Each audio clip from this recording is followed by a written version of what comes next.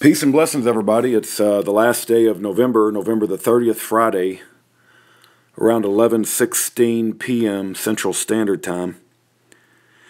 I ask that you please keep the people in Alaska in your prayers.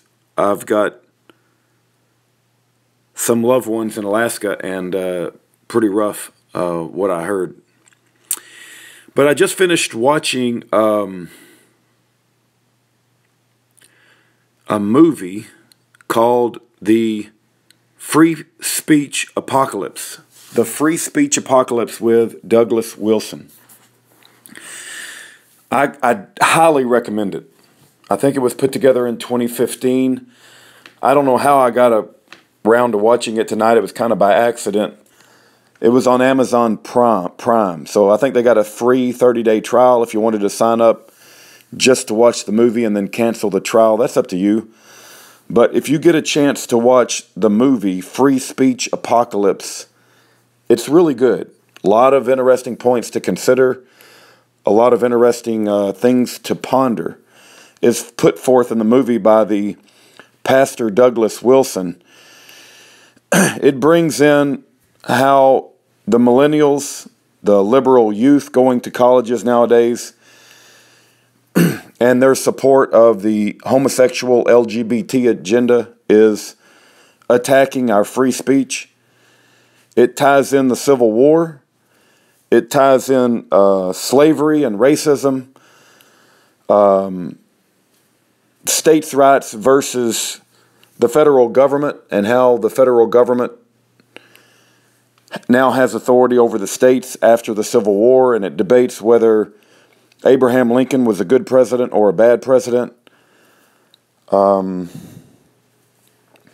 It covers a lot of different areas that I think are important for the battle ahead, as well as give an encouraging message for Christians in this battle, that even though it may appear that we are being ineffective, it may appear that we are losing, we know the outcome because of our faith, and our job is to be obedient and faithful to our post. No matter what we see with our physical eyes, we know the outcome because of our faith and our trust in the Lord.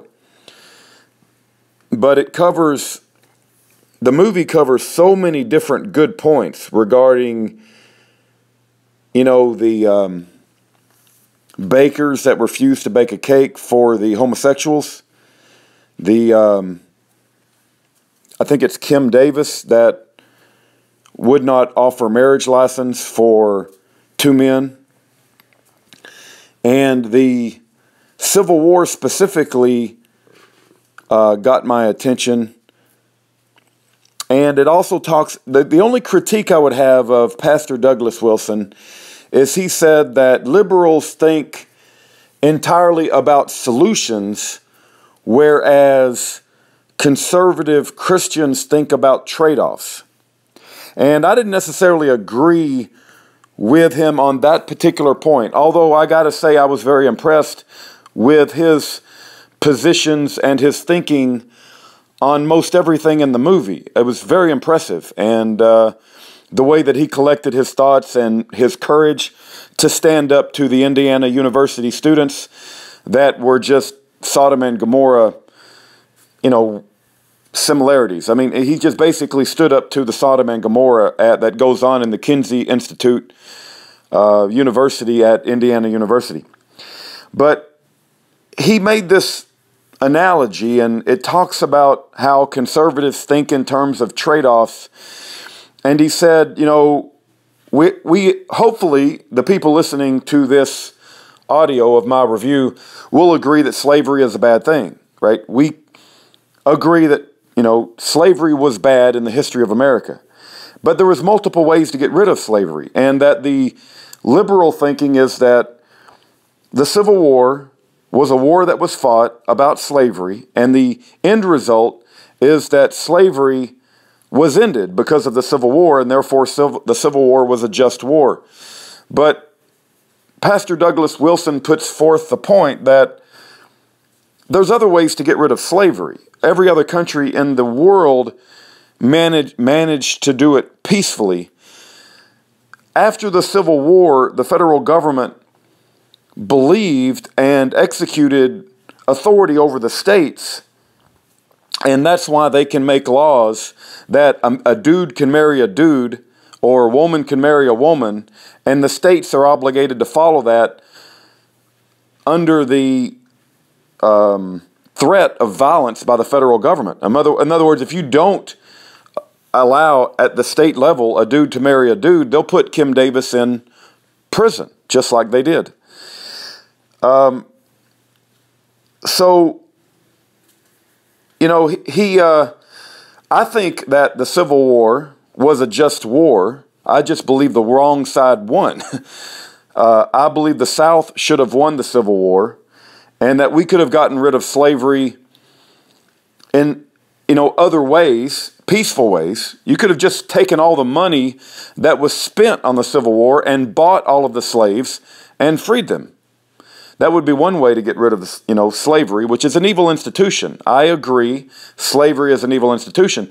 But you also have to agree that the killing of 600,000 people during the Civil War is bad, right? And so I don't want to overlook the fact that 600,000 people lost their lives in the Civil War.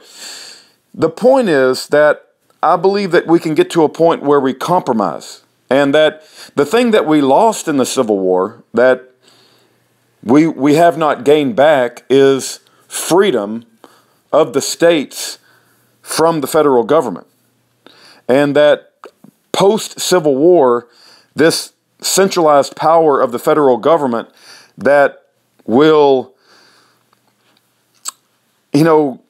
implement the Supreme Court's decision about LGBTQ or take away your freedom of speech like they do on YouTube and Facebook and social media.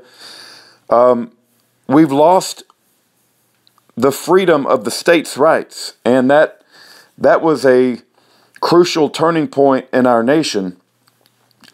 And so he gives an analogy about if you push a button. In other words, if conservatives could push a button and it would implement the Great North American War, and 1 million people would die in that war. This is just a thought experiment, right?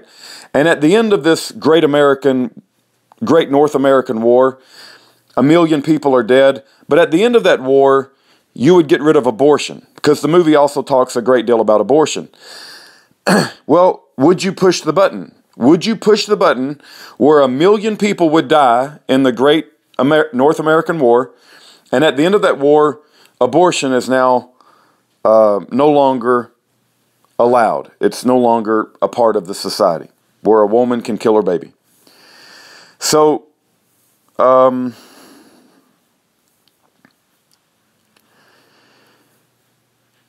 he talks about war. Once it gets started, you're stuck. You can't like backtrack and say, well, all of these people are going to die. It's really not worth it. Let's just stop the war because, we're going to lose so many people. No, it doesn't work that way, right? Once you start down the path of war, you're stuck in that, and you can't backtrack and get out of it. And so typically Christian conservatives will realize, because they have the knowledge and the wisdom and the foresight to foresee that war is coming, and they don't want to get in war because they want to avoid the war in order to save the lives that will be lost in the war, and they'll compromise their values, right, in order to avoid the war. And I guess that's where I might differ with Pastor Doug Wilson. He gives this analogy at some point in the movie. You'll hear him talk about the red button and the Great North American War. I would probably hit the button. I'm not saying that I would. I would need to do a lot of thinking about it, because I know it's a very heavy thought experiment. But I do think in terms of solutions, and I do think in terms of not compromising. And if a war is what's required to regain our liberty and to get rid of abortions and to put back in mainstream society that homosexuality is a sin against God and an abomination, and if you know beforehand, because you have wisdom and knowledge and foresight, that it's going to take a war to accomplish all those things. And most people try very, very hard to avoid the war, and I would try very hard to avoid it too. But if you get to the point where you simply can't avoid it, right, then you're not allowed to compromise your principles just to avoid the war, I guess is what I'm trying to say. And anyway, I could go on, but I'll just say that I thought it was a very good movie. If you get a chance, it's worth your time. A lot of interesting things are discussed in the movie, and I recommend you watch it.